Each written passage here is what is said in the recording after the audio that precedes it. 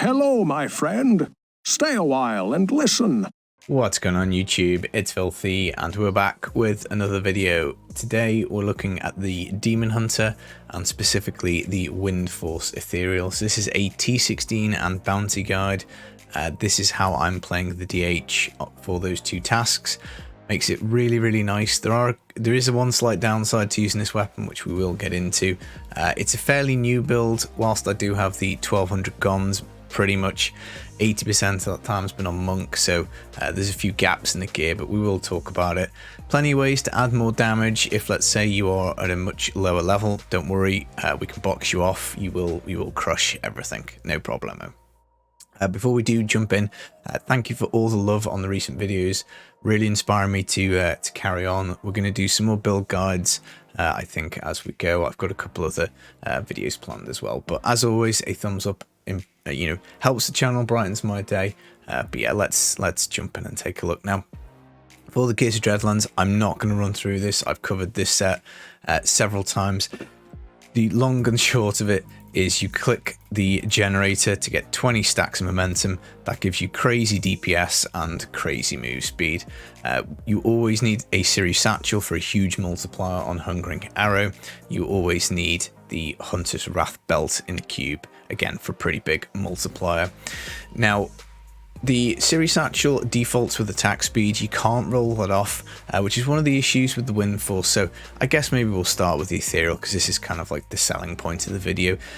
This weapon is kind of like a Yang's recurve. Obviously it's a bow, it's got a high attack speed natively. It rolls with increased attack speed. Obviously it's an Ethereal, you can't change any of the stats on here. But importantly, it's got resource cost reduction between 40 and 50%. Now, for me, I've got really lucky in some respects with this weapon because I've got the near 50% roll on there. It does give some move speed, so you can take some Paragon points out and put them in there. Max Discipline is always handy for key farming and bounty builds. You're going to have abilities to spam, and you do want Discipline. You've got 35% knockback chance. Now, you could take Strong Arm Braces for the extra damage. I probably don't need it, but do be aware that knockback, you will proc your Strong Arms. If you want to take them, you could do for up to 30% extra damage.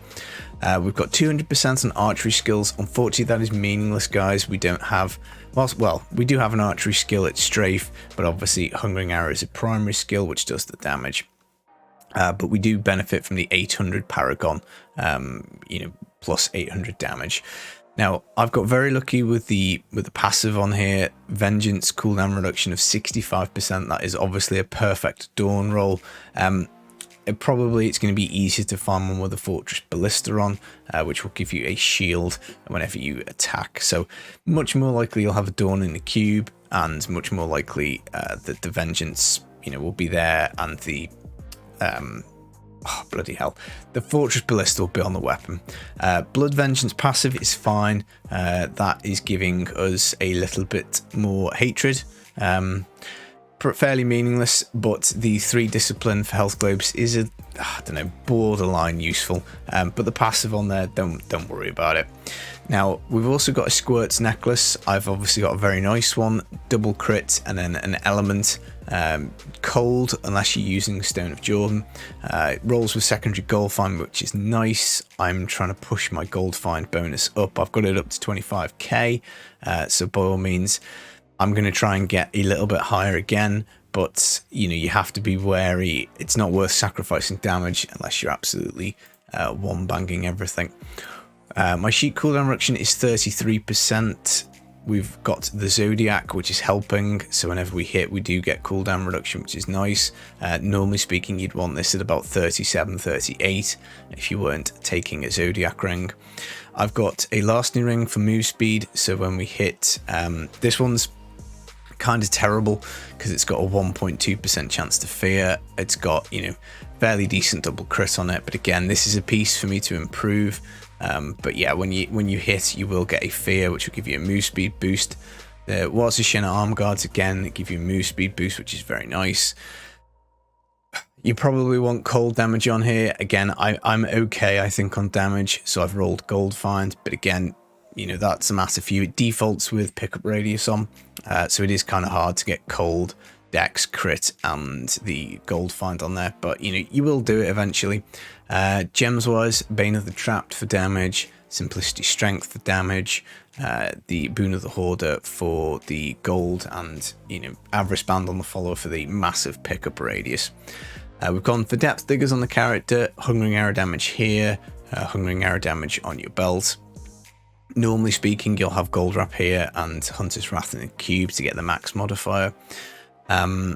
Now, again, these are a fairly new pair, so ideally you'd want sockets with emeralds for a bit more damage, but I've just figured the Hungering Arrow damage is a better roll for me at the moment. Cooldown on shoulders, cooldown on gloves, double crit. Series Satchel, very hard to roll. Again, you can take max discipline. Again, I'm prioritizing gold at the moment because you know, this 1 billion doesn't last very long when you're blasting like 115 upwards. You know, very fast in groups. Crit would be great. Hungering Arrow would be great. Yeah, and I think that's probably it. Crit on the helm, obviously. So again, this is another piece I can pick up gold find. On the secondary on the chest, you can get max discipline, so it would be lovely to get one with dex, max discipline, and gold find. I think that is possible. Gold find on the shoulders I want to get as well, so that would be helpful. Again, I've taken a fairly crappy pair of boots just to roll the gold find on.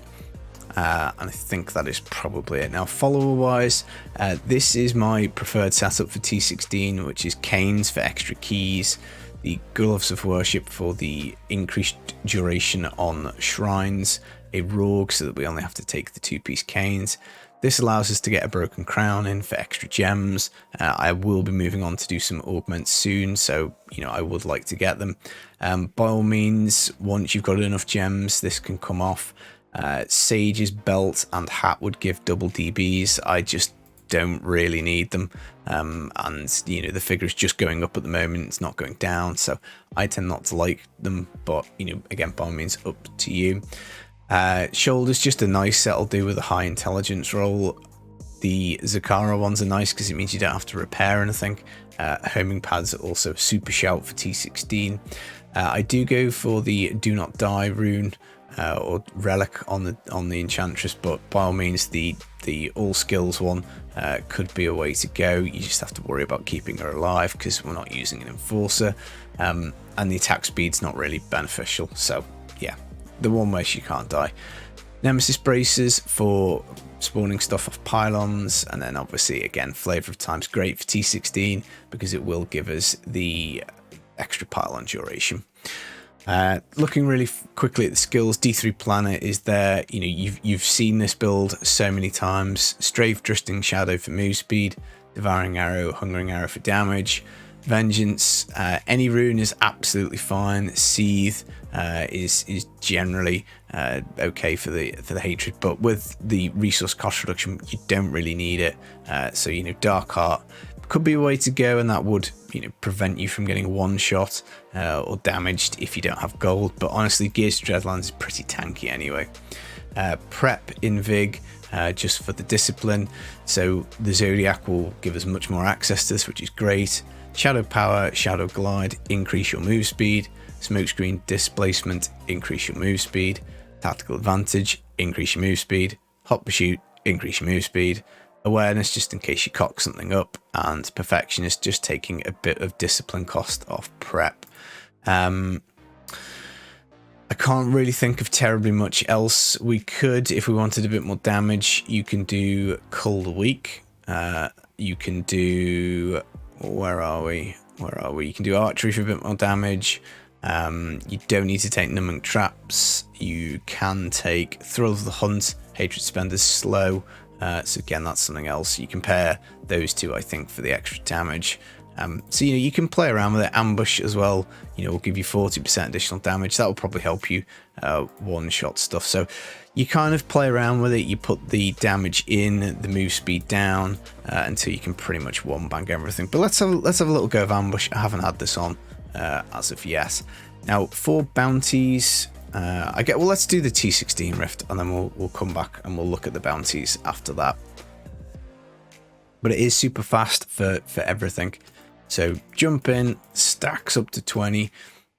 The ballista just obviously keeps the squirt up for the whole rift, because as soon as you collect any gold, you know, you're invulnerable, and then you just fly around.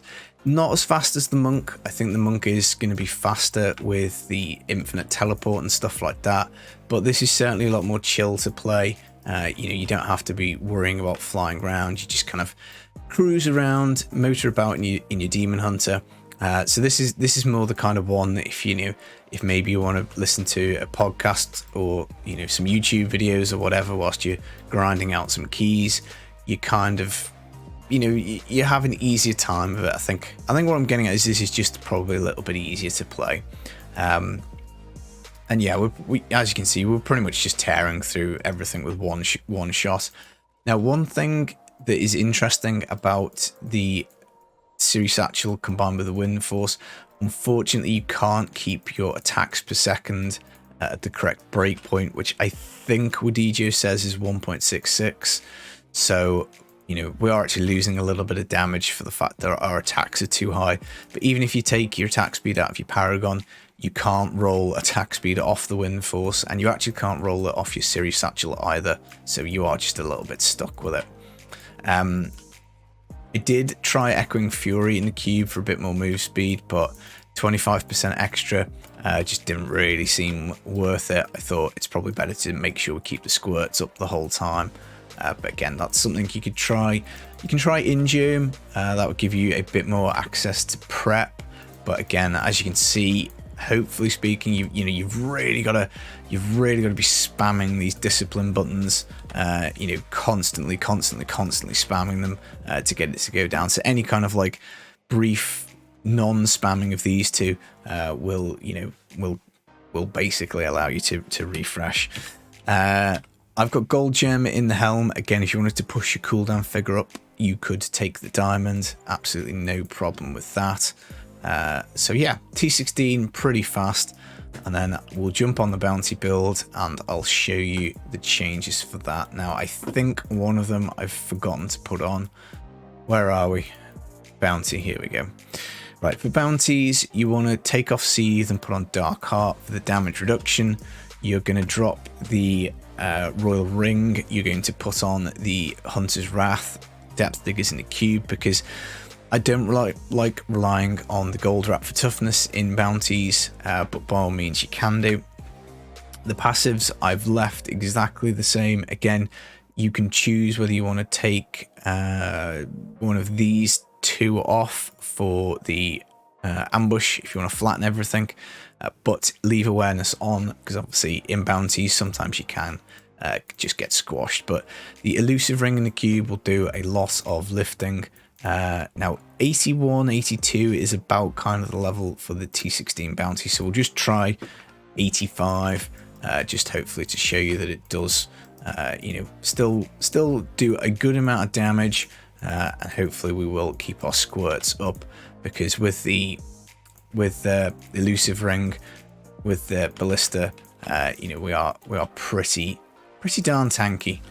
So obviously it would be much easier doing a T16 bounty than this, because it would be 81, 82, so we have it up to the monster health considerably. But again, I just kind of want to show you, you know, that it does the job. Yeah, obviously I do need to do some more bounties on the Demon Hunter. I'm totally out of Avarice bands. I've got one that I'm passing around all of my followers and stuff like that. So it's yeah, I just don't find them fun. Is you know, just always the way with the bounties. But classic build, a lot of fun. You know, great if you want to farm up some Demon Hunter Ethereals. I think on PTR we were using the repeating crossbow, the Doom Slinger. It does give you a little bit more move speed after you kill an elite pack, but again, you know, I personally think the resource cost reduction, having played around with both, I think I like the resource cost reduction better, just because it makes everything super easy.